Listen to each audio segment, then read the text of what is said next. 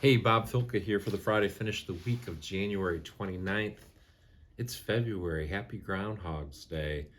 Feels like deja vu all over again for us. Sprinklers are back, so go back a decade or more since the last time we fought to have sprinklers removed from the proposed codes that you all build your homes under. We're in a big code fight. You've probably seen lots of emails from us asking you to take action. Please don't just hit delete. We need your help. We've had several hundred already respond, but we need thousands. And your actions will actually help us help you. Many people might think, oh, I hit this and it goes to some inbox. It's not going to matter. It matters. And so please just take a few minutes when you receive a call to action from your state association to hit that submit button. It takes you less than a minute. We appreciate your help on that. We have a number of initiatives and fights on our hands, and the good news is that we have a inclusive process. We are a member-driven organization. We have a legislative committee that met just this morning to talk through all the various proposals that are being considered in the legislature right now.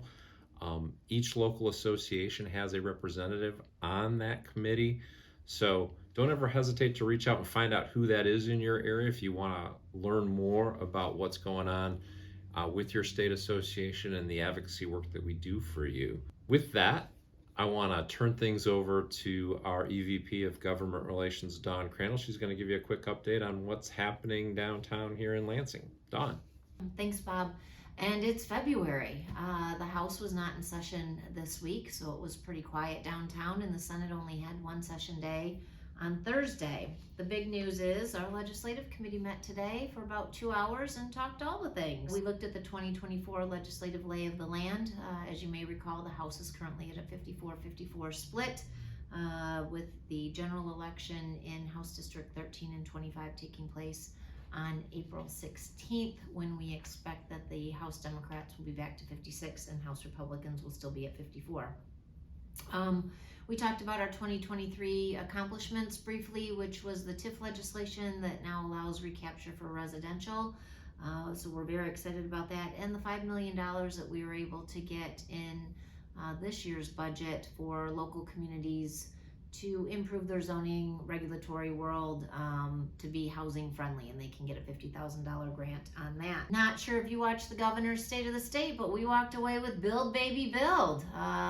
She's committed $1.9 billion to 10,000 either new homes or rehabbed homes in the state. That program will be delivered through MISHDA, and so we're going to have conversations to see exactly what that means, but her focus for this year is on housing, and we're greatly appreciative of that.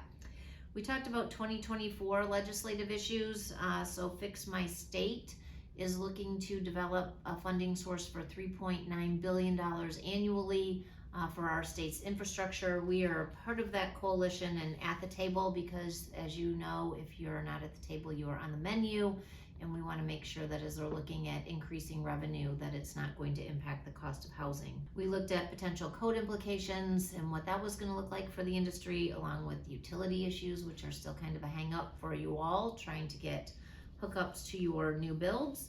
And we talked about the Housing Michigan Coalition 2.0 agenda, which is going to start looking at zoning reform. So parking requirements, accessory dwelling units, what really needs to be considered if somebody's going to bring a ballot petition to shut down a development proposal.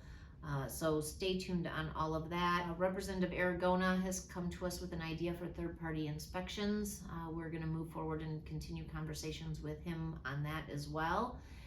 And because it would not be a Dawn update if there wasn't something on PAC. So Friends of Housing Political Action Committee is your voice in the political arena. We had to file our reports on January 31st, and the lovely graphic that Liz has just put up shows where we stand with kind of friends and foes in as we play in the political world downtown. We are asking that each member give a personal donation of $100 or more to Friends of Housing Political Action Committee, so that we have the funds needed as we go into the 2024 election cycle, where every state representative, that's 110 state house seats, will be on the ballot this year. And we want to make sure that we're able to elect those individuals who support housing.